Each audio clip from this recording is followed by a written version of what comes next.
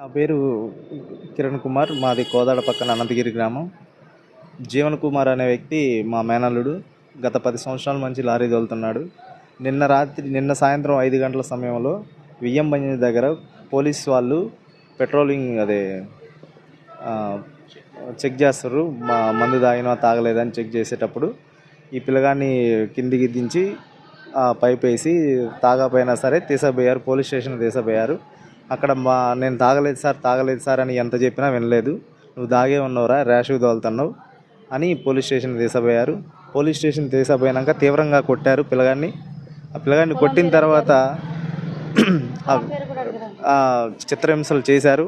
ఆ బాధలు తట్టుకోలేక మనోడు తప్పించుకోవడానికని వాళ్ళని తప్పించుకొని ఫస్ట్ ఫ్లోర్కి వెళ్ళాడు.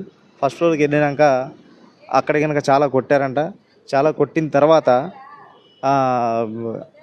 వాళ్ళని ఇడిపించుకునే ప్రయత్నంలో వాళ్ళే నెట్టేశారు. పైనుంచి ఫస్ట్ ఫ్లోర్ నుంచి కిందికి నెట్టేశారు. కింద పడిపోయాడు. అతనే దూకిండని అబద్ధం ఆడారు పోలీసు వాళ్ళు. అయితే నిన్న రాత్రి మాకు 11 గంటలకు ఫోన్ చేశారు కానిస్టేబుల్. మీ అల్లుడంట, మరి అల్లుడు ఖమ్మం గవర్నమెంట్ హాస్పిటల్లో జాయిన్ చేశాము, ఎటువంటి ఇబ్బంది ప్రాణహాని ఏమీ లేదు, మీరు వచ్చి మీ అల్లుడిని తీసుకొని పోండి అని చెప్పారు. ఇక్కడికి వచ్చి చూసేసరికి పరిస్థితి చాలా విషమంగా ఉంది. చేయి దాటిపోయింది, నడువులు ఇరిగిపోయినాయి. అక్కడి నుంచి ఆ గవర్నమెంట్ హాస్పిటల్లో ట్రీట్మెంట్ మంచిగా అనిపించక మా సొంతంగా ప్రైవేట్ హాస్పిటల్కి తరలించాము.